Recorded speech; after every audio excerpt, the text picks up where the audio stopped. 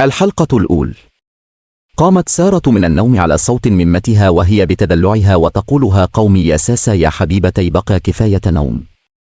وكانت سارة بتحب ممتها جدا لأنها كانت طيبة وحنينة، ورضيت ممتها أنها تضحي بحياتها في سبيل أنها تربى أولادها صح. وكان بابا سارة رجل أعمال مشهور جدا والكل بيشهد له بالسمعة الطيبة. وساسة الثانية في أخواتها. أخوها الكبير رامي في كلية هندسة وكانت آخر سنة له فيها. وأختها يارا الصغيرة عندها 14 سنة. وكانت دي هي العيلة التي سارة بتحبها. المهم نجحت ممتها أنها تصحيها. وقامت سارة من النوم وراحت تغسل وشها وتلبس هدومها. ونزلت تفطر مع أخواتها وأهلها. وهنا باباها فجر لها المفاجأة، لأنه كان يوم عيد ميلادها وقالها أنهم محضرين ليها حفلة جامدة جدا، وكل ما عليها أنها تعزم صحباتها. ونزلت الكلية وهي طبعا كانت من البنات المتفوقين وحققت حلمها ودخلت كلية الصيدلة التي بتتمناها. وقابلت هناك صاحبها لنتيم ميرنا وآية ومنه ودول كانوا أكثر صحاب ليهن. بس المشكلة معهم أنهم عادي ساعات يقفوا مع شبان أصحابهم لو أكبر منهم وبيقولوا صداقة. بس بالنسبة لسرة مكنش ده ينفع معها خالص، وهي دي نقطة الخلاف. ودار الحوار بينهم كده: ميرنا: ساسة حبيبتي كل سنة وأنتي طيبة يا قمر. آية: أكيد يا ساسة، محضره لينا حفلة جامدة آخر حاجة. سارة: اصبروا على رزقكوا شوية. وأيوة يا ستي، محضره حفلة وكان بابا عاملها مفاجأة لي وانتو طبعا أول المعزومين يا باشا وأنتي. وهي منه بتقولي: إيه يا بنتي، أكيد جاين، إحنا نقدر نتأخر على ساسة حبيبة الكل. ميرنا: المهم صحاب رامي أخوك جاين ولا آية؟ سارة: مش عارفة وبعدين بتسالي ليتي أنتي هي حفلته ولا حفلتي. آية يا ساسة، قفشت لي كده بس هي قصدها مصلحته. من هوها أصلهم لو جايين يبقى شادي جا. سارة: وأنا مالي، أنا أصلا مسلة شرام. المهم أنا مستنيكو بالليل. الحفلة الساعة 9 وتتخره متكو. بكرة بقى نعرفها يحصل آية في الحفلة. ويا ترى من شادي صاحب رامي ده اللي صحابها متحمسين لية موت. وآية صلته بسرة. الحلقة الثانية. الساعة دقت 9. والحمد لله كل القرايب والصحاب كانوا موجودين. والأنوار كلها اطفت. وفي نفس واحد الكل بيغني لساسا: هابي برثداي تو سوست شوت شوت شو. والكل فرحان وسعيد. وبعدما طفت سارة الشمع، الكل بدأ يديها هديتها. وكانت أخر هديه من الضيف المنتظر شادي، وهو كان صاحب رامي فعلا وصديق طفولته. ده غير أنه كمان كان ابن خالته. وفوق كل ده وده المعجب بسرة. بس شادي ده بقى واد لعيب آخر حاجة، يعني بنات وسهر وشات وعايش الحياة بالذراع جدا. بس على حد قوله إنه بيحب سارة جدا، ومستعد أنه يتغير لو وافقت على حبه ليها. وزي ما قلنا هديته كانت آخر هدية. شادي: كل سنة وأنتي طيبة يا ساسة قمر. سارة: وأنت طيب يا شادي، ميرسي على الهدية. شادي: طيب آية، مفيش حاجة كده بقولك يا قمر وكده يعني. سارة: قصدك آية يعني مش فاهمة. أصل سارة كانت دائما بتصدر الوش الخشب. شادي: أبدا، قصدي إني صابر لما أشوف أخرتها معك آية. سارة: آخره إيه يا شادي، أنا مش فاهمة. شادي: يا سارة، أنا بحبك أنتي ليون مش حسة بيا. سارة: حب إيه يا شادي اللي أنت بتحكي عنه؟ حب البنات والسهر والمكالمات. أبعد عني أحسن، أنا ماليش في السكة دي. شادي: أنا قلت لك، أنا بس لو أحس أن في أي حاجة من ناحيتك ليا هبطل كل ده. سارة: على فكره اللي عائز يبطل مش هستنى أي حد، ده يبطل لنفسه ولا ربه مش علشان سارة. شادي: طيب بس لازم يكون لي تدافع ولا أنا كلامي غلط. سارة: بصوا يا شادي كلامك صح أو غلط مش هتفرق كتير. ده عيد ميلادي وأنا سائبة الناس وواقفة معاك مصحش كده عيد. شادي ماشي يا ستي أنا ماشي. أروح وأشوف إخبار أخوك آية عايزة حاجة يا عسل. سارة ميرسي تسلم بس يا ريت من غير عسل وقمر دول تأني أو. شادي أنتي تمريني يا نقطة. سوري مكنش قصدي. وراح شادي يشوف نفسه وراحت سارة تتشوف صحباتها. آية إيه يا بت أنتي مش عارفين نتلم عليك إنها رده. ميرنا سيبيها يا يويا دي ساسة مش فاضية لينا ننهاد خالص. من اللي يواخد قلبك يتهنى به يا حبي الكبة السوداء. سارة أنتو مشه تبطل بقي سلوك ده علامة استفهام. أنا قلت لك كذا مرة قبل كده أنا مش بحب النظام ده وانتو عارفين كده كويس وبعديين آية اللي حصل يعني ده كان بيديني الهدية وبس. أنا بقى لازم أخلية واقف جنبي أوف. ميرنا إحنا نسفين لو كنا ضايقناكي بس هو عالطول بيبص عليكي وشكله بيموت في حاجة اسمها سارة. يا بنتي ده فرصة جامدة. سارة فرصة آية اللي بتقولي عليها وتفتكري ربنا هيرضى على كده فرصة. ربنا يهديه ويهديكو. وبعدين بقى أنا مفيش حد ما حسسني أن ده عيد ميلادي. قوة منهيصة شوية مع بعض برت بعيد عن الناس. الباقيين يليلا بينا يا برنسيس. الحلقة الثالثة. تأني يوم سارة نزلت الكلية وهي بتفكر في حاجات كتير حصلت امبارح وبدأت تسأل نفسها هو شادي فعلا عائز يتغير؟ طب لو نفرض أن ده حصل مش ممكن يرجع للبنات تأني وممكن أصلا ميسبش حد منهم من الأساس. وهي ماشية في توهان كانوا صحباتها قاعدين في وشها بس من كتر ما هي مشغولة بالتفكير ما خدتش بالها. بس عالميين هما بياخدوا بالهم من كل حاجة. ميرنا الجميل ماله والنهارده مش مبسوط ليا. سارة لا أبدا أنا بس كنت بفكر شوية. آية أوعي تكوني بتفكري في نقطة شيء معين. سارة لا مش في نقطة شيء معين تفكير عادي. سارة أنا أسفه يا بنات بس أنا عايز أقعد مع نفسي شوية. صحابها اعترضوا في الأول بس بعدين سابوها في حالها. راحت سارة الكافية تشرب حاجة بين المحاضرات وهي قاعدة موبايلها رن. رامي ساسة حبيبتي آية خلصتي محاضراتك ولا لسه؟ سارة لا أنا خلاص كمان ساعتين هروح. تعدي عليا تاخدني ولا مش فاضي؟ رامي خلاص ولا يهمك هاعدي عليكي أنا عندي أغلى منك بردو. سارة ربنا يخليك لي وأنا كمان مليش غيرك. رامي ماشي يا عسل أشوفك للأسلام. سارة سلام. مرت الساعتين ووصل رامي ومشيت سارة معه في الطريق. رامي مالك يا سارة من امبارح وأنتي مش مضبوطة؟ حد ضايقك ولا آية؟ سارة لا مفيش حاجة بس كنت بفكر في موضوع كده. رامي طب مش أنا أقرب واحد ليكي وكاتم إصرارك. قولي في آية بقى. سارة أبدا بس امبارح شادي أتكلم معايا تأني أنا مش عارفة أعمل آية. خايف يكون بيلعبوا بيا أصل أنا عارفة بتاع بنات وكلام وأنا مليش في سكتة دي. ولو وافقت على حاجة تبقى رسمي مش كلام. رامي ممم المشكلة كمان أنه ابن خالتك ومش بعيد شوية وممته تعدي فالموضوع ويكبر وتبقى تدبيسة أنتي عارفة أنها خالتك الوحيدة وأقرب واحدة لماما. سارة أيوة ما أنا علشان كدا خايف بجد مش عارفة أعمل آية. يا ريت تنصحني. رامي خلاص سيب الموضوع ده حاليا وإن شاء الله ألاقي الحل بس القمر ميزعلش. سارة يا رب إن شاء الله تلاقي وبسرعة.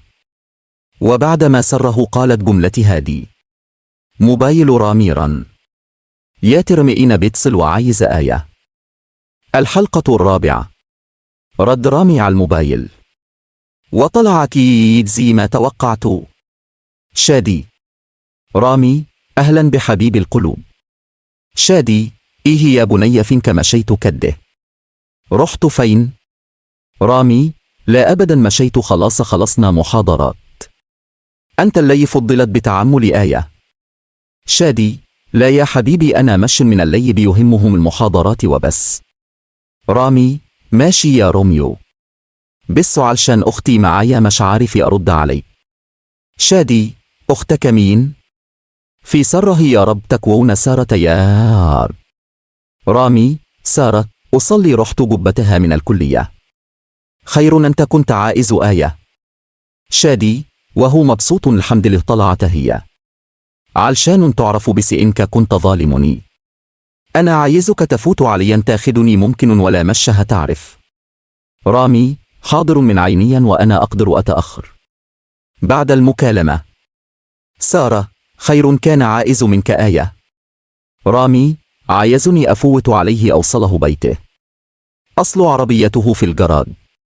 سارة: طيب آية بعدما توصلني. رامي: لا وأنتي معايا علاقل تسليني في الطريق. متخفيش أنا معاك. وهو مش عارف إنك حكيالي على كل حاجة. سارة: حاضر. ركب شادي العربية معاهم وطبعا سارة انقلبت وشها. شادي: أزيك يا ساسة بعد حفلة امبارح، بجد كنتي زي القمر. سارة: ميرسي يا شادي على المجاملة الحلوة دي. شادي: لا مش مجاملة دي حقيقة. سارة: شكرا. رامي: حس أن سر عايزا تولع في شادي. آية: يا ابني هي عكس أختي وأنا موجود لم نفسك شوية. شادي: أنا آسف يا عمي خلاص يا تلمي. وعد الأيام وسارة لسه بالها مشغول بس بتحاول تنس. ورامي مردش عليها في موضوع الحل السراري عده بسبب أنه مشغول في مشروع التخرج بتاعه. وفي يوم سارة كانت في الكلية وفجأة اتصلت بها يارا أختها. يارا: السلام عليكم أزيك يا سارة. سارة باستغراب: وعليكم السلام الحمد لله. خير يا يارا في آية؟ مش من عاداتك إنك تتصلي بيا وأنا في الكليه حصل آية.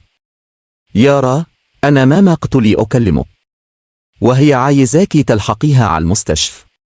سارة: من غير ما تخلي يارا تكمل. مستشفى خير في آية؟ مئين تعبان وهي حصلها حاجة. يارا: لا، ده شادي عامل حادثة ونقلوه المستشفى والكل هناك وأنتي كمان لازم تروحي. سارة: لا حول ولا قوة إلا بالله. طب وهو عامل آية دوقتي.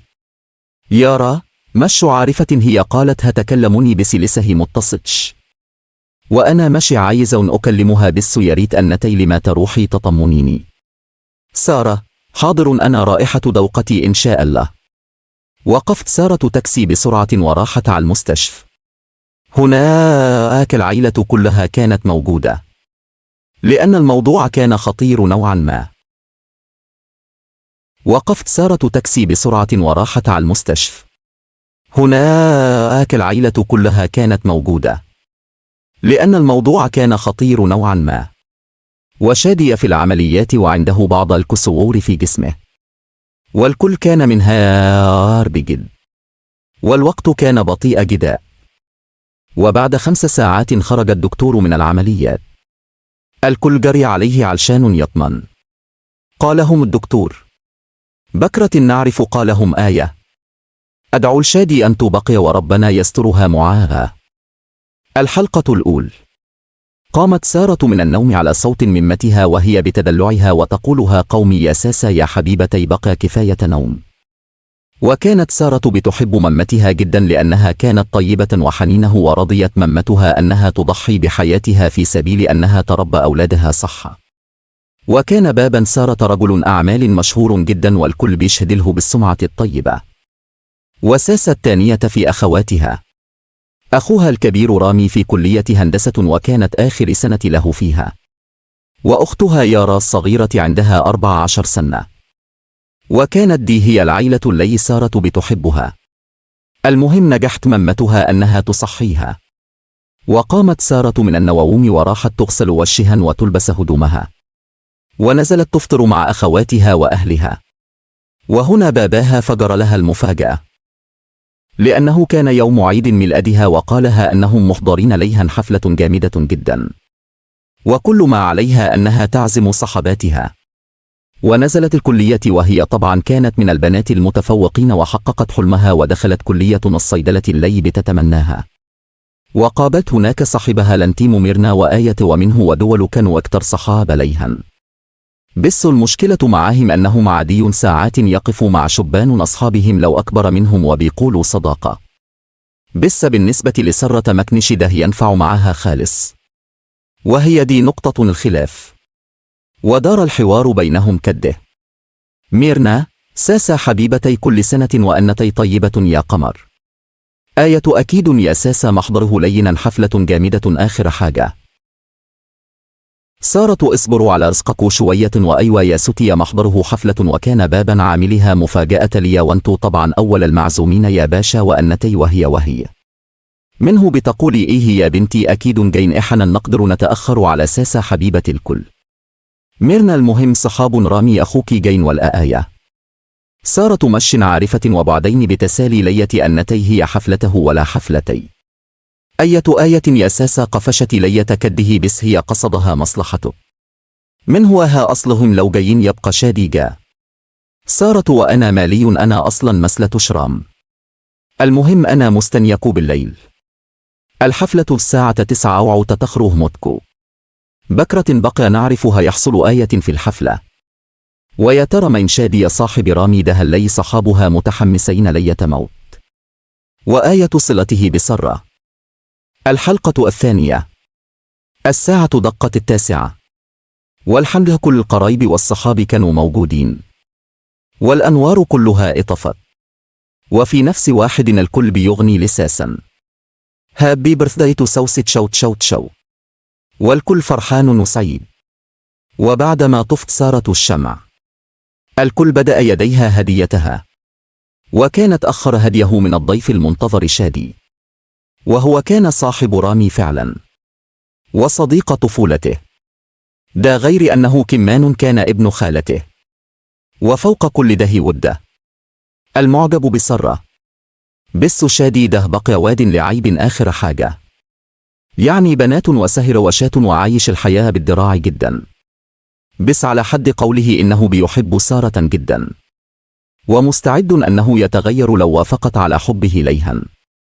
وزي ما قلنا هديته كانت آخر هدية. شادي: كل سنة وأنتي طيبة يا ساسا قمر. سارة: وأنت طيب يا شادي ميرسي على الهدية. شادي: طيب آية مفيش حاجة كده بقولك يا قمر وكده يعني. سارة: قصدك آية يعني مش فاهمة. أصل سارة كانت دائما بتصدر الوش الخشب. شادي: أبدا، قصدي إني صابر لما أشوف أخرتها معك آية. سارة: آخره إيه يا شادي أنا مش فاهمك. شادي: يا سارة أنا بحبك أنتي ليون مش حسة بيا. سارة: حب إيه يا شادي اللي انت بتحكي عنه؟ حب البنات والسهر والمكالمات. أبعد عني أحسن، أنا ماليش في السكة دي. شادي: أنا قلت لك أنا بس لو أحس أن في أي حاجة من ناحيتك ليا هبطل كل ده. سارة: على فكره اللي عائز يبطل مش هستنى أي حد، ده يبطل لنفسه ولا ربه مش علشان سارة. شادي: طيب بس لازم يكون لي تدافع ولا أنا كلامي غلط. سارة: بصوا يا شادي كلامك صح أو غلط مش هتفرق كتير، ده عيد ميلادي وأنا سائبة الناس وواقفة معاك مصحش كده عيد. شادي: ماشي يا ستي أنا ماشي، أروح وأشوف إخبار أخوك آية عايزة حاجة يا عسل. سارة: ميرسي تسلم بس يا ريت من غير عسل وقمر دول تأني أو. شادي: أنتي تمريني يا نقطة. سوري مكنش قصدي. وراح شادي يشوف نفسه وراحت سارة تتشوف صحباتها. آية: إيه يا بت أنتي؟ مش عارفين نتلم عليك إنها رده. ميرنا: سيبيها يا يويا، دي ساسة مش فاضية لينا ننهاد خالص. من اللي يواخد قلبك يتهنى به يا حبي الكبة السوداء الكبة السوداء الكبة السوداء. سارة: أنتو مشه تبطل بقي سلوك كوده علامة استفهام علامة استفهام علامة استفهام. أنا قلت لكو كذا مرة قبل كده، أنا مش بحب النظام ده، وانتو عارفين كده كويس وبعديين آية اللي حصل يعني. ده كان بيديني الهدية وبس، أنا بقى لازم أخلية واقف جنبي أوف. ميرنا: إحنا نسفين لو كنا ضايقناكي، بس هو عالطول بيبص عليكي، وشكله بيموت في حاجة اسمها سارة. يا بنتي ده فرصة جامدة. سارة: فرصة آية اللي بتقولي عليها، وتفتكري ربنا هيرضى على كده فرصة؟ ربنا يهديه ويهديكو. وبعدين بقى أنا مفيش حد ما حسسني أن ده عيد ميلادي. قوة نهيص شوية مع بعض برت بعيد عن الناس. الباقيين يليلا بينا يا برنسيس. الحلقة الثالثة. تأني يوم سارة نزلت الكلية، وهي بتفكر في حاجات كتير حصلت امبارح، وبدأت تسأل نفسها: هو شادي فعلا عائز يتغير؟ طب لو نفرض أن ده حصل، مش ممكن يرجع للبنات تأني، وممكن أصلا ميسبش حد منهم من الأساس. وهي ماشية في توهان كانوا صحباتها قاعدين في وشها، بس من كتر ما هي مشغولة بالتفكير ما خدتش بالها. بس عالميين هما بياخدوا بالهم من كل حاجة. ميرنا: الجميل مالي هو الهارده مش مبسوط ليا.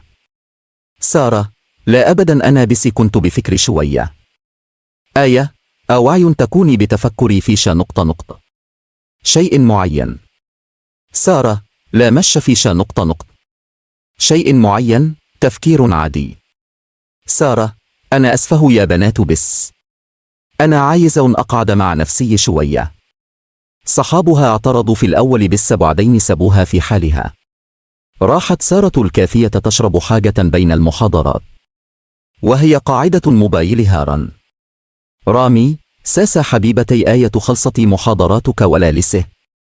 سارة: لا أنا خلاص كمان ساعتين هروح، تعدي عليا تاخدني ولا مش فاضي. رامي: خلاص ولا يهمك هاعدي عليكي، أنا عندي أغلى منك بردو.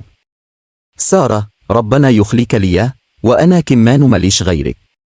رامي: ماشي يا عسل، أشوفكي للأسلام. سارة: سلام. مرت الساعتين ووصل رامي ومشيت سارة معه. في الطريق: رامي: مالك يا سارة من امبارح وأنتي مش مضبوطة؟ حد ضايقك ولا آية؟ سارة: لا مفيش حاجة بس كنت بفكر في موضوع كده. رامي: طب مش أنا أقرب واحد ليكي وكاتم إصرارك؟ قولي في آية بقى. سارة: أبدا بس امبارح شادي أتكلم معايا تأني، أنا مش عارفة أعمل آية، خايف يكون بيلعبوا بيا، أصل أنا عارفة بتاع بنات وكلام وأنا مليش في سكتة دي، ولو وافقت على حاجة تبقى رسمي مش كلام.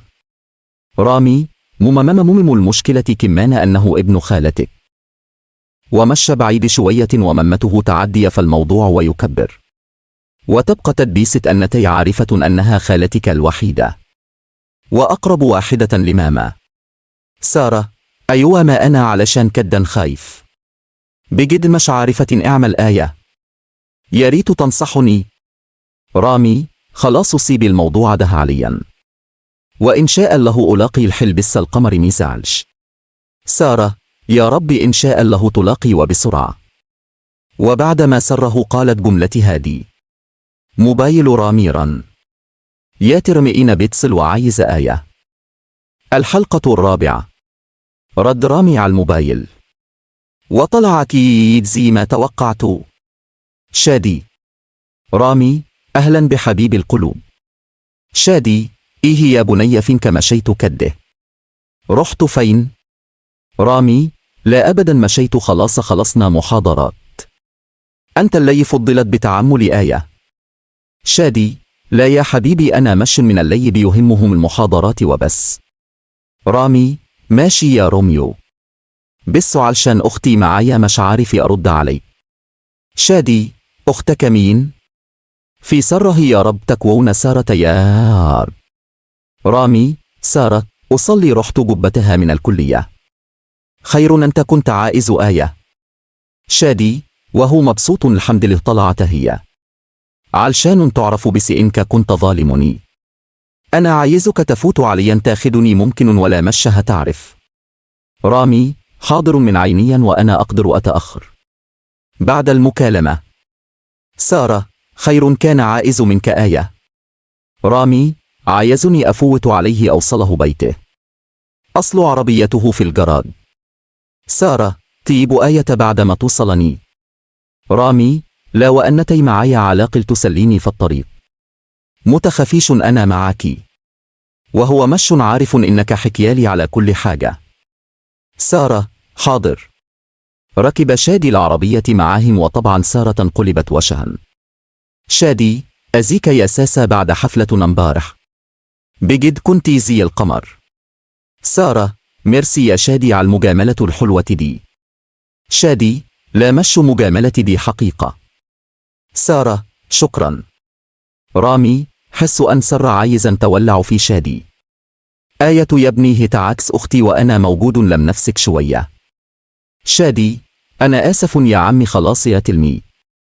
وعد الأيام وسارة لسه بالها مشغول بس بتحاول تنس، ورامي مردش عليها في موضوع الحل السراري عده بسبب أنه مشغول في مشروع التخرج بتاعه. وفي يوم سارة كانت في الكلية، وفجأة اتصلت بها يارا أختها. يارا: السلام عليكم أزيك يا سارة. سارة باستغراب: وعليكم السلام الحمد لله. خير يا يارا في آية؟ مش من عاداتك إنك تتصلي بيا وأنا في الكليه حصل آية. يارا: أنا ما قتلي أكلمك وهي عايزاكي تلحقيها على المستشفى. سارة: من غير ما تخلي يارا تكمل. مستشفى خير في آية؟ مئين تعبان وهي حصلها حاجة. يارا: لا، ده شادي عامل حادثة ونقلوه المستشفى والكل هناك، وأنتي كمان لازم تروحي. سارة: لا حول ولا قوة إلا بالله. طب وهو عامل آية دوقتي. يارا: مش عارفة هي قالت هتكلمني بس لسه متصلش، وأنا مش عايز أكلمها بس يا ريت أنتي لما تروحي تطمنيني. سارة: حاضر أنا رائحة دوقتي إن شاء الله. وقفت سارة تاكسي بسرعة وراحت على المستشفى. هناك العيلة كلها كانت موجودة لأن الموضوع كان خطير نوعا ما. وقفت سارة تاكسي بسرعة وراحت على المستشفى. هناك العيلة كلها كانت موجودة لأن الموضوع كان خطير نوعا ما. وشادي في العمليات وعنده بعض الكسور في جسمه، والكل كان منهار بجد، والوقت كان بطيء جدا. وبعد 5 ساعات خرج الدكتور من العمليات. الكل جري عليه علشان يطمن. قالهم الدكتور: بكرة نعرف. قالهم آية: أدعو الشادي أن تبقي وربنا يسترها معاها.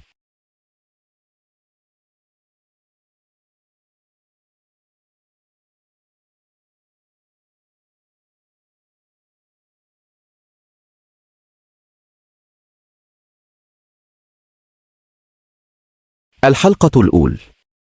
قامت سارة من النوم على صوت ممتها وهي بتدلعها وتقولها: قومي يا ساسة يا حبيبتي بقى كفاية نوم. وكانت سارة بتحب ممتها جدا لأنها كانت طيبة وحنينة، ورضيت ممتها أنها تضحي بحياتها في سبيل أنها تربى أولادها صح. وكان بابا سارة رجل أعمال مشهور جدا والكل بيشهد له بالسمعة الطيبة. وساسة الثانية في أخواتها. أخوها الكبير رامي في كلية هندسة وكانت آخر سنة له فيها، وأختها يارا الصغيرة عندها 14 سنة. وكانت دي هي العيلة اللي سارة بتحبها. المهم نجحت ممتها أنها تصحيها، وقامت سارة من النوم وراحت تغسل وشها وتلبس هدومها، ونزلت تفطر مع أخواتها وأهلها. وهنا باباها فجر لها المفاجأة، لأنه كان يوم عيد ميلادها، وقالها أنهم محضرين ليها حفلة جامدة جدا، وكل ما عليها أنها تعزم صحباتها. ونزلت الكلية، وهي طبعا كانت من البنات المتفوقين وحققت حلمها ودخلت كلية الصيدلة التي بتتمناها. وقابلت هناك صاحبها لنتيم ميرنا وآية ومنه ودول كانوا أكثر صحاب ليها. بس المشكلة معهم أنهم عادي ساعات يقف مع شبان أصحابهم لو أكبر منهم وبيقولوا صداقة. بس بالنسبة لسارة مكنش ده ينفع معها خالص، وهي دي نقطة الخلاف. ودار الحوار بينهم كده: ميرنا: ساسا حبيبتي كل سنة وأنتي طيبة يا قمر. آية: أكيد يا ساسا، محضره لينا حفلة جامدة آخر حاجة. سارة: اصبروا على رزقكوا شوية. وأيوة يا ستي، محضره حفلة وكان بابا عاملها مفاجأة ليا وانتو طبعا أول المعزومين يا باشا وأنتي وهي منه بتقولي إيه يا بنتي، أكيد جاين إحنا نقدر نتأخر على ساسا حبيبة الكل. ميرنا: المهم صحاب رامي أخوك جاين ولا آية؟ سارة: مش عارفة وبعدين بتسالي ليتي أنتي هي حفلته ولا حفلتي. آية: يا ساسا قفشتي ليت كده، بس هي قصدها مصلحته. من هوها أصلهم لو جايين يبقى شادي جا. سارة: وأنا مالي، أنا أصلا مسلة شرام. المهم أنا مستنيك بالليل. الحفلة الساعة 9 وتتخره متكو. بكرة بقى نعرفها يحصل آية في الحفلة. ويا ترى من شادي يا صاحب رامي ده اللي صحابها متحمسين لية موت. وآية صلته بسرة. الحلقة الثانية. الساعة دقت 9، والحمد لله كل القرايب والصحاب كانوا موجودين، والأنوار كلها اطفت، وفي نفس واحد الكل بيغني لساسا: هابي برثداي تو سوست شوت شوت شو، والكل فرحان وسعيد. وبعدما طفت سارة الشمع، الكل بدأ يديها هديتها، وكانت أخر هديه من الضيف المنتظر شادي، وهو كان صاحب رامي فعلا وصديق طفولته، ده غير أنه كمان كان ابن خالته، وفوق كل ده وده المعجب بسرة. بس شادي ده بقى واد لعيب آخر حاجة، يعني بنات وسهر وشات وعايش الحياة بالدراع جدا، بس على حد قوله إنه بيحب سارة جدا، ومستعد أنه يتغير لو وافقت على حبه ليها.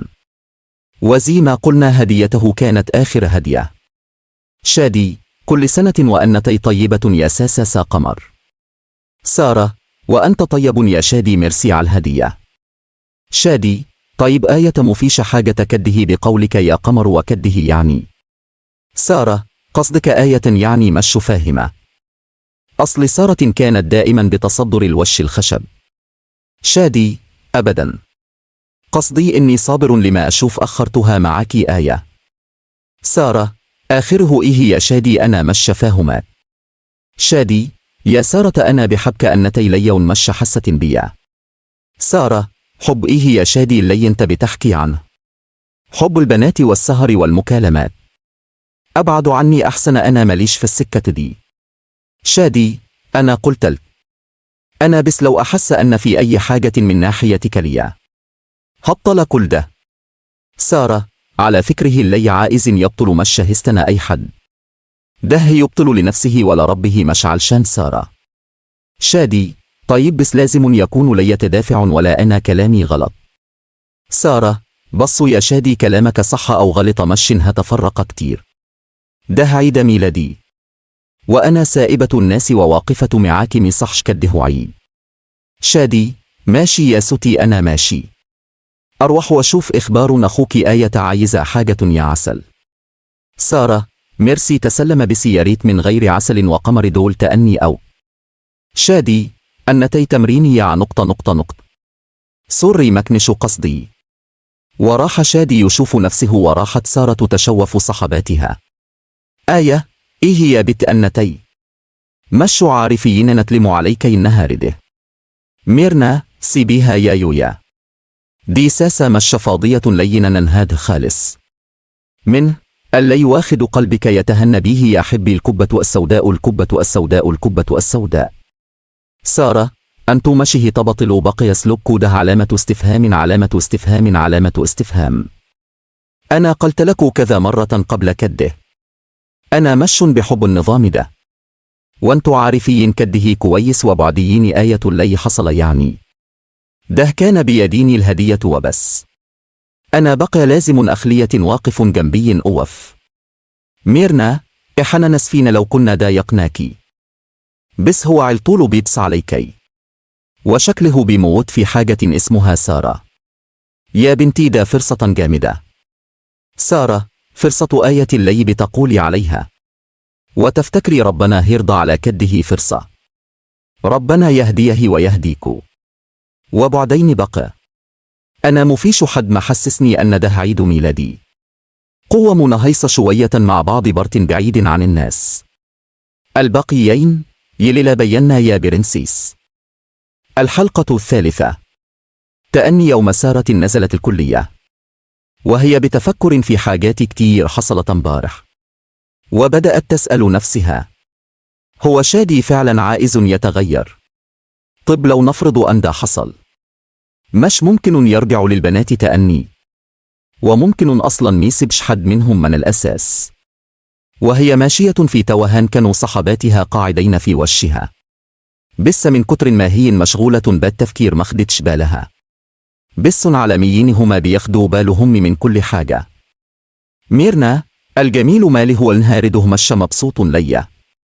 سارة لا أبدا أنا بس كنت بفكر شوية. آية أوعي تكوني بتفكري في نقطة شيء معين. سارة لا مش في نقطة شيء معين تفكير عادي. سارة أنا أسفه يا بنات بس أنا عايزة أقعد مع نفسي شوية. صحابها اعترضوا في الأول بس بعدين سابوها في حالها.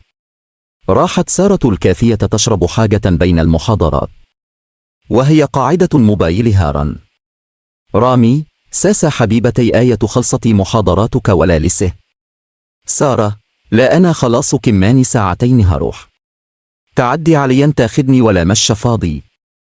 رامي خلاص ولا يهمك هاعدي عليكي. أنا عندي أغلى منك بردو. سارة ربنا يخليك ليا وأنا كمان مليش غيرك. رامي ماشي يا عسل أشوفكي للأسلام. سارة سلام. مرت الساعتين ووصل رامي ومشيت سارة معه في الطريق. رامي مالك يا سارة من امبارح وأنتي مش مضبوطة؟ حد ضايقك ولا آية؟ سارة لا مفيش حاجة بس كنت بفكر في موضوع كده. رامي طب مش أنا أقرب واحد ليكي وكاتم إصرارك قولي في آية بقى. سارة أبدا بس وامبارح شادي أتكلم معي تأني أنا مش عارفة أعمل آية. خايف يكون بيلعبوا بيا أصل أنا عارفة بتاع بنات وكلام وأنا مليش في سكتة دي. ولو وافقت على حاجة تبقى رسمي مش كلام. رامي ممم المشكلة كمان أنه ابن خالتك ومش بعيد شوية وممته تعدي فالموضوع ويكبر وتبقى تدبيسة أنتي عارفة أنها خالتك الوحيدة وأقرب واحدة لماما. سارة أيوة ما أنا علشان كدا خايف بجد مش عارفة أعمل آية. يا ريت تنصحني. رامي خلاص سيب الموضوع ده حاليا وإن شاء الله ألاقي الحل بس القمر ميزعلش. سارة يا رب إن شاء الله تلاقي وبسرعة. وبعدما سره قالت جملتها دي موبايل رامي رن. يا ترمئين بيتصل وعايز آية. الحلقة الرابعة. رد رامي على الموبايل وطلع أكيد زي ما توقعت. شادي. رامي أهلا بحبيب القلوب. شادي إيه يا بني فينك مشيت كده؟ رحت فين؟ رامي لا أبدا مشيت خلاص خلصنا محاضرات. أنت اللي فضلت بتعمل آية. شادي لا يا حبيبي أنا مش من اللي بيهمهم المحاضرات وبس. رامي ماشي يا روميو. بس علشان أختي معايا مش عارف أرد عليك. شادي: أختك مين؟ في سره يا رب تكوون سارة يا رب. رامي: سارة أصلي رحت جبتها من الكلية. خير أنت كنت عائز آية.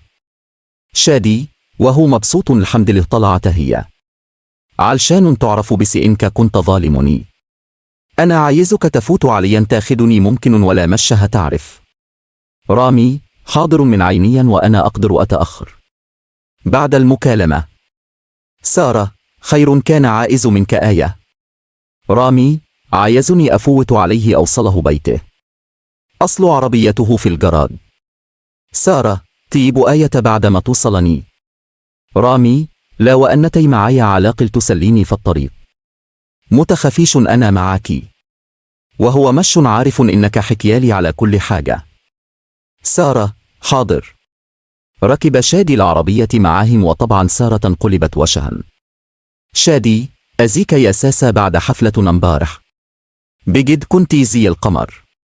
سارة: ميرسي يا شادي على المجاملة الحلوة دي. شادي: لا مش مجاملة دي حقيقة.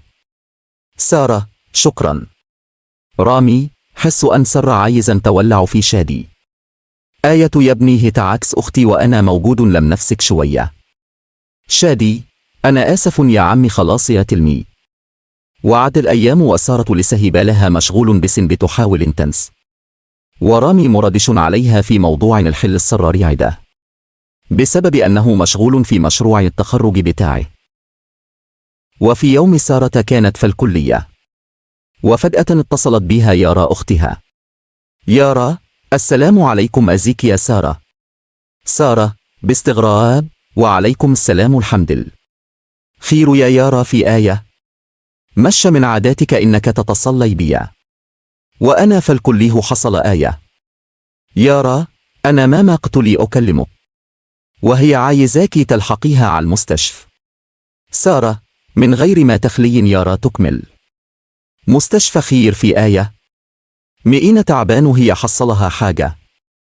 يارا: لا، دا شادي عامل حادثة ونقلوه المستشفى والكل هناك وأنتي كمان لازم تروحي. سارة: لا حول ولا قوة إلا بالله. طب وهو عامل آية دوقتي. يارا: مش عارفة هي قالتها تكلمني بس لسه متصلش وأنا مش عايز أن أكلمها بس يريت أنتي لما تروحي تطمنيني. سارة: حاضر أنا رائحة دوقتي إن شاء الله. وقفت سارة تاكسي بسرعة وراحت على المستشفى. هناك العائلة كلها كانت موجودة لأن الموضوع كان خطير نوعا ما. وقفت سارة تاكسي بسرعة وراحت على المستشفى. هناك العائلة كلها كانت موجودة لأن الموضوع كان خطير نوعا ما. وشادي في العمليات وعنده بعض الكسور في جسمه والكل كان منهار بجد والوقت كان بطيء جدا. وبعد 5 ساعات خرج الدكتور من العمليات. الكل جري عليه علشان يطمن. قالهم الدكتور: بكرة نعرف. قالهم آية: أدعو الشادي أن تبقي وربنا يسترها معاها. الحلقة الأولى. قامت سارة من النوم على صوت ممتها وهي بتدلعها وتقولها: قومي يا ساسة يا حبيبتي بقى كفاية نوم. وكانت سارة بتحب ممتها جدا لأنها كانت طيبة وحنينة ورضيت ممتها أنها تضحي بحياتها في سبيل أنها تربى أولادها صح. وكان بابا سارة رجل أعمال مشهور جدا والكل بيشهد له بالسمعة الطيبة. وساسة الثانية في أخواتها. أخوها الكبير رامي في كلية هندسة وكانت آخر سنة له فيها. وأختها يارا الصغيرة عندها 14 سنة. وكانت دي هي العائلة اللي سارة بتحبها. المهم نجحت ممتها أنها تصحيها. وقامت سارة من النوم وراحت تغسل وشها وتلبس هدومها ونزلت تفطر مع أخواتها وأهلها. وهنا باباها فجر لها المفاجأة لأنه كان يوم عيد ميلادها وقالها أنهم محضرين ليها حفلة جامدة جدا وكل ما عليها أنها تعزم صحباتها. ونزلت الكلية، وهي طبعا كانت من البنات المتفوقين وحققت حلمها ودخلت كلية الصيدلة التي بتتمناها. وقابلت هناك صاحبها لانتيم ميرنا وآية ومنه ودول كانوا أكثر صحاب ليها. بس المشكلة معهم أنهم عادي ساعات يقف مع شبان أصحابهم لو أكبر منهم وبيقولوا صداقة. بس بالنسبة لسارة مكنش ده ينفع معها خالص، وهي دي نقطة الخلاف. ودار الحوار بينهم كده. ميرنا: ساسا حبيبتي كل سنة وأنتي طيبة يا قمر. آية: أكيد يا ساسا، محضره لينا، حفلة جامدة آخر حاجة. سارة: اصبروا على رزقكوا شوية. وأيوة يا ستي، محضره حفلة وكان بابا عاملها مفاجأة ليا وانتو طبعا أول المعزومين يا باشا وأنتي وهي منه بتقولي إيه يا بنتي، أكيد جاين، إحنا نقدر نتأخر على ساسا حبيبة الكل. ميرنا: المهم صحاب رامي أخوك جاين ولا آية؟ سارة: مش عارفة وبعدين بتسالي ليتي أنتي هي حفلته ولا حفلتي. آية يا ساسا قفشت لية كده، بس هي قصدها مصلحته. من هو ها أصلهم لو جايين يبقى شادي جا. سارة: وأنا مالي، أنا أصلا مسلة شرام. المهم أنا مستنيك بالليل. الحفلة الساعة 9 وتتخره متكو. بكرة بقى نعرفها يحصل آية في الحفلة. ويا ترى من شادي يا صاحب رامي ده اللي صحابها متحمسين لية موت. وآية صلته بسرة. الحلقة الثانية. الساعة دقت 9. والحمد لله كل القرايب والصحاب كانوا موجودين، والأنوار كلها اطفت، وفي نفس واحد الكل بيغني لساسا هابي برثداي تو سوست شوت شوت شو، والكل فرحان وسعيد. وبعدما طفت سارة الشمع الكل بدأ يديها هديتها، وكانت أخر هديه من الضيف المنتظر شادي، وهو كان صاحب رامي فعلا وصديق طفولته، ده غير أنه كمان كان ابن خالته، وفوق كل ده وده المعجب بسرة. بس شادي ده بقى واد لعيب آخر حاجة، يعني بنات وسهر وشات وعايش الحياة بالدراع جدا، بس على حد قوله إنه بيحب سارة جدا، ومستعد أنه يتغير لو وافقت على حبه ليها. وزي ما قلنا هديته كانت آخر هدية. شادي: كل سنة وأنتي طيبة يا ساسا قمر. سارة: وأنت طيب يا شادي، ميرسي على الهدية. شادي: طيب آية، مفيش حاجة كده بقولك يا قمر، وكده يعني. سارة: قصدك آية يعني مش فاهمة. أصل سارة كانت دائما بتصدر الوش الخشب. شادي: أبدا، قصدي إني صابر لما أشوف أخرتها معك آية. سارة: آخره إيه يا شادي، أنا مش فاهمة. شادي: يا سارة أنا بحبك أنتي لي مش حسة بيا. سارة: حب إيه يا شادي اللي أنت بتحكي عنه؟ حب البنات والسهر والمكالمات. أبعد عني أحسن، أنا ماليش في السكة دي. شادي: أنا قلت لك، أنا بس لو أحس أن في أي حاجة من ناحيتك ليا هبطل كل ده. سارة: على فكره اللي عائز يبطل مش هستنى أي حد، ده يبطل لنفسه ولا ربه مش علشان سارة. شادي: طيب بس لازم يكون لي تدافع ولا أنا كلامي غلط. سارة: بصوا يا شادي، كلامك صح أو غلط مش هتفرق كتير، ده عيد ميلادي وأنا سائبة الناس وواقفة معاك، مصحش كده عيد. شادي: ماشي يا ستي، أنا ماشي، أروح وأشوف إخبار أخوك آية عايزة حاجة يا عسل. سارة: ميرسي، تسلم بس يا ريت من غير عسل وقمر دول تأني أو. شادي: أنتي تمريني يا نقطة. سوري مكنش قصدي. وراح شادي يشوف نفسه، وراحت سارة تشوف صحباتها. آية: إيه يا بت أنتي مش عارفين نتلم عليك النهار ده. ميرنا: سيبيها يا يويا، دي ساسا مش فاضية لينا ننهاد خالص. من اللي واخد قلبك يتهنى به يا حبي، الكبة السوداء الكبة السوداء الكبة السوداء. سارة: أنتو مشه تبطلوا بقي سلوك ده علامة استفهام علامة استفهام علامة استفهام. أنا قلت لكو كذا مرة قبل كده، أنا مش بحب النظام ده. وانتو عارفين كده كويس وبعديين آية اللي حصل يعني. ده كان بيديني الهدية وبس. أنا بقى لازم أخلية واقف جنبي أوف. ميرنا، إحنا نسفين لو كنا ضايقناكي. بس هو علطول بيبص عليكي. وشكله بيموت في حاجة اسمها سارة. يا بنتي ده فرصة جامدة. سارة، فرصة آية اللي بتقولي عليها. وتفتكري ربنا هيرضى على كده فرصة. ربنا يهديه ويهديكو. وبعدين بقى أنا مفيش حد ما حسسني أن ده عيد ميلادي. قوة منهيصة شوية مع بعض برت بعيد عن الناس. الباقيين يلي بينا يا برنسيس. الحلقة الثالثة. تأني يوم سارة نزلت الكلية وهي بتفكر في حاجات كتير حصلت امبارح، وبدأت تسأل نفسها: هو شادي فعلا عائز يتغير؟ طب لو نفرض أن ده حصل، مش ممكن يرجع للبنات تأني، وممكن أصلا ميسبش حد منهم من الأساس. وهي ماشية في توهان كانوا صحباتها قاعدين في وشها، بس من كتر ما هي مشغولة بالتفكير ما خدتش بالها.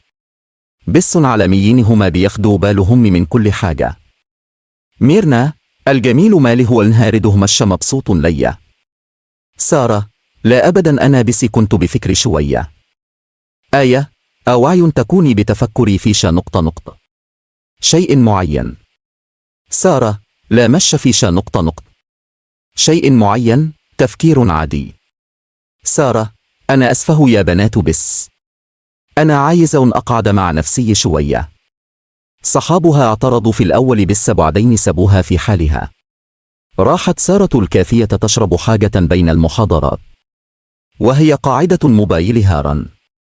رامي ساسة حبيبتي آية، خلصتي محاضراتك ولا لسه؟ سارة لا أنا خلاص كماني ساعتين هروح. تعدي عليا تاخدني ولا مش فاضي؟ رامي خلاص ولا يهمك، هاعدي عليكي. أنا عندي أغلى منك بردو. سارة ربنا يخليك ليا، وأنا كمان مليش غيرك. رامي ماشي يا عسل، أشوفكي للأسلام. سارة سلام. مرت الساعتين ووصل رامي ومشيت سارة معه في الطريق. رامي مالك يا سارة من امبارح وأنتي مش مضبوطة؟ حد ضايقك ولا آية؟ سارة لا مفيش حاجة، بس كنت بفكر في موضوع كده. رامي طب مش أنا أقرب واحد ليكي وكاتم إصرارك. قولي في آية بقى. سارة أبدا، بس وامبارح شادي أتكلم معي تأني. أنا مش عارفة أعمل آية. خايفة يكون بيلعبوا بيا، أصل أنا عارفة بتاع بنات وكلام، وأنا مليش في سكتة دي. ولو وافقت على حاجة تبقى رسمي مش كلام. رامي ممم المشكلة كمان أنه ابن خالتك، ومش بعيد شوية وممته تعدي فالموضوع ويكبر، وتبقى تدبيسة أنتي عارفة أنها خالتك الوحيدة وأقرب واحدة لماما. سارة أيوة، ما أنا علشان كدا خايف بجد، مش عارفة أعمل آية. يا ريت تنصحني. رامي خلاص سيبي الموضوع ده حاليا، وإن شاء الله ألاقي الحل، بس القمر ميزعلش. سارة يا رب إن شاء الله تلاقي وبسرعة.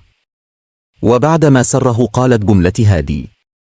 موبايل رامي رن. يا ترمئين بيتصل وعايز آية. الحلقة الرابعة. رد رامي على الموبايل وطلع أكيد زي ما توقعت. شادي. رامي أهلا بحبيب القلوب. شادي إيه يا بني، فينك مشيت كده؟ رحت فين؟ رامي لا أبدا، مشيت خلاص، خلصنا محاضرات. أنت اللي فضلت بتعمل آية. شادي لا يا حبيبي، أنا مش من اللي بيهمهم المحاضرات وبس. رامي ماشي يا روميو، بس علشان أختي معايا مش عارف أرد عليك. شادي أختك مين؟ في سره يا رب تكون سارة يا رب. رامي سارة أصلي، رحت جبتها من الكلية. خير، أنت كنت عائز آية. شادي وهو مبسوط الحمد لله، طلعت هي. علشان تعرف بس إنك كنت ظالمني.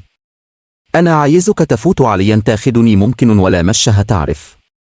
رامي: حاضر من عينيا وأنا أقدر أتأخر. بعد المكالمة: سارة: خير كان عائز منك آية. رامي: عايزني أفوت عليه أوصله بيته. أصل عربيته في الجراد.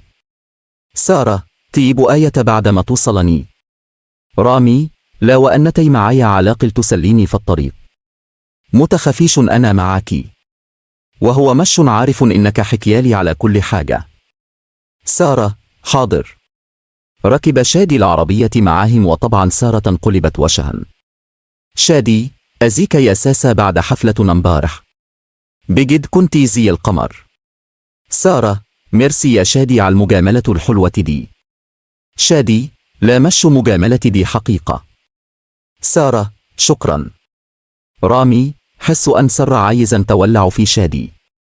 آية: يا ابني هت عكس أختي وأنا موجود لم نفسك شوية. شادي: أنا آسف يا عمي خلاص يا تلمي. وعد الأيام وسارة لسه بالها مشغول بسن بتحاول تنس. ورامي مردش عليها في موضوع الحل السراري عده بسبب أنه مشغول في مشروع التخرج بتاعه. وفي يوم سارة كانت في الكلية وفجأة اتصلت بها يارا أختها. يارا: السلام عليكم أزيك يا سارة. سارة باستغراب: وعليكم السلام الحمد لله. خير يا يارا في آية؟ مش من عاداتك إنك تتصلي بيا وأنا في الكليه حصل آية. يارا: أنا ما قلت أكلمك وهي عايزاكي تلحقيها على المستشفى. سارة: من غير ما تخلي يارا تكمل. مستشفى خير في آية؟ مئين تعبان وهي حصلها حاجة. يارا: لا، ده شادي عامل حادثة ونقلوه المستشفى والكل هناك وأنتي كمان لازم تروحي. سارة: لا حول ولا قوة إلا بالله. طب وهو عامل آية دوقتي. يارا: مش عارفة هي قالتها تكلمني بس لسه متصلش وأنا مش عايزة أكلمها بس ياريت أنتي لما تروحي تطمنيني. سارة: حاضر أنا رائحة دوقتي إن شاء الله. وقفت سارة تاكسي بسرعة وراحت على المستشفى. هناك العائلة كلها كانت موجودة لأن الموضوع كان خطير نوعا ما. وقفت سارة تاكسي بسرعة وراحت على المستشفى. هناك العائلة كلها كانت موجودة لأن الموضوع كان خطير نوعا ما. وشادي في العمليات وعنده بعض الكسور في جسمه والكل كان منهار بجد والوقت كان بطيء جدا. وبعد 5 ساعات خرج الدكتور من العمليات. الكل جري عليه علشان يطمن. قالهم الدكتور: بكرة نعرف. قالهم آية: أدعو الشادي أن تبقي وربنا يسترها معاها.